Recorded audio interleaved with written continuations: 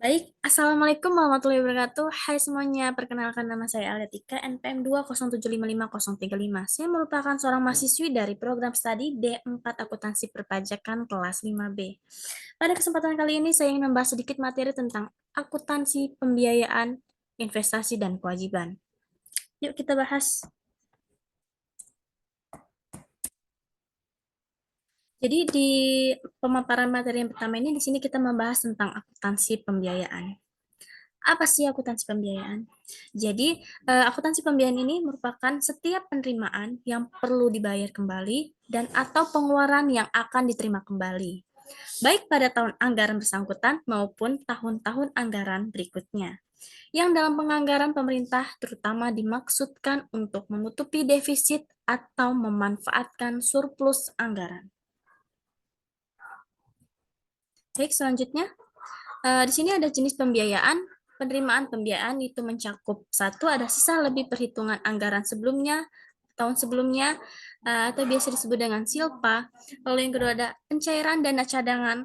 Lalu yang ketiga ada hasil penjualan kekayaan daerah yang dipisahkan. Lalu yang keempat ada penerimaan pinjaman daerah. Lalu yang kelima ada penerimaan kembali pemberian pinjaman. Dan yang keenam ada penerimaan piutang daerah. Baik, selanjutnya materi selanjutnya di sini yang akan kita bahas yaitu tentang pengeluaran pembiayaan.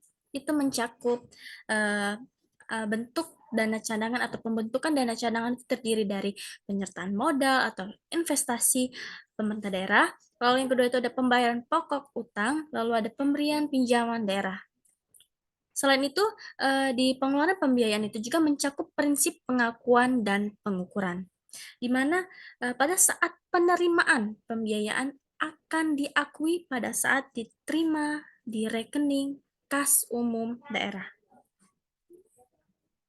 Lalu pada saat pengeluaran pembiayaan akan diakui pada saat telah dibayarkan dari rekening kas umum daerah. Selanjutnya, di sini ada pencatatan pembiayaan, di mana jurnal pembiayaan pencatatannya digunakan menggunakan metode single entry yang akan menghasilkan laporan realisasi anggaran atau LRA. Jadi di sini contohnya itu ini contoh pencatatan penerimaan pembiayaan di buku jurnal. Nama akunnya yaitu ada estimasi perubahan saldo anggaran lebih di debit pada penerimaan pembiayaan di kredit. Lalu ada contoh berikutnya itu contoh pencatatan pengeluaran pembiayaan di buku jurnal, yaitu pengeluaran pembiayaan di debit pada estimasi perubahan saldo anggaran lebih di kredit. Jadi, penyajian pencatatan pembiayaan ini akan disajikan dalam laporan realisasi anggaran atau LRA. Materi selanjutnya yaitu tentang akuntansi investasi. Apa sih akuntansi investasi? Jadi, investasi adalah aset aset yang dimaksudkan untuk memperoleh manfaat ekonomi seperti bunga, dividen, royalti, atau manfaat sosial, sehingga dapat meningkatkan kemampuan pemerintah dalam rangka pelayanan kepada masyarakat. Lalu pembahasan selanjutnya di sini ada sifat penanaman, di mana di sini ada sifat penanaman yang terdiri dari permanen, yaitu ada investasi jangka panjang yang dimaksudkan untuk dimiliki secara berkelanjutan. Contohnya itu ada penyertaan modal pemerintah daerah. Lalu yang kedua ada sifat penanaman non permanen di mana terdiri dari investasi jangka panjang yang dimaksudkan untuk dimiliki tidak berkelanjutan. Jadi contoh dari investasi jangka panjang yang dimaksud untuk tidak dimiliki berkelanjutan ini, contohnya itu ada pinjaman jangka panjang kepada entitas lain, ada dana bergulir, lalu ada investasi dalam proyek pembangunan. Lalu terdapat juga prinsip pengakuan dan pengukurannya. Jadi investasi jangka pendek ini dicatat sebesar nilai perolehan, di mana investasi jangka panjang ini dicatat sebesar biaya perolehan, termasuk biaya tambahan lainnya yang terjadi untuk memperoleh kepemilikan yang sah atas investasi tersebut. Lalu di sini ada klasifikasi investasi, yaitu diklasifikasikan menjadi dua. Di mana yang pertama itu diklasifikasikan menurut investasi jangka pendek, di mana di dalam investasi jangka pendek itu diharapkan dapat segera dicairkan dan dimaksudkan untuk dimiliki selama 1 tahun atau kurang, ditujukan dalam rangka manajemen kas berisiko rendah atau bebas dari perubahan atau pengurangan harga yang signifikan. Lalu yang kedua itu ada investasi jangka panjang, di mana di dalam investasi jangka panjang ini dimaksudkan untuk mendapatkan manfaat ekonomi dan manfaat sosial yang dimiliki lebih dari 12 bulan. Baik, materi selanjutnya di mana di sini ada contoh pencatatan investasi, di mana pencatatan investasi itu dilakukan di buku jurnal finansial. Adapun contoh pencatatan investasi oleh pemerintah daerah di buku jurnal finansial sebagai berikut. Nama akun investasi terletak di debit pada kas di kas daerah terletak di kredit. Jadi pencatatan investasi ini penyajiannya itu akan dilaporkan dalam neraca dan diungkapkan dalam catatan atas laporan keuangan atau CALK pemerintah daerah. Lalu di sini ada materi tentang akuntansi kewajiban. Apa sih akuntansi kewajiban? Tahu nggak apa itu akuntansi kewajiban? Jadi, akuntansi kewajiban itu adalah utang yang timbul dari peristiwa masa lalu yang penyelesaiannya mengakibatkan aliran keluar sumber daya ekonomi pemerintah.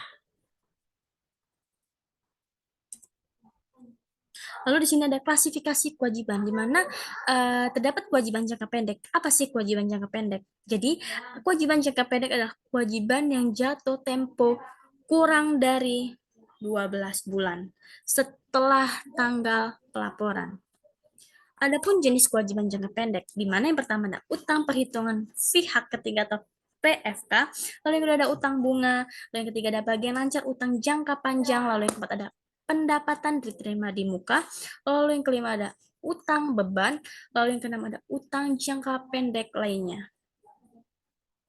Baik, kita lanjut ke pembahasan materi selanjutnya, yaitu di sini kita membahas tentang kewajiban jangka panjang. Apa sih kewajiban jangka panjang?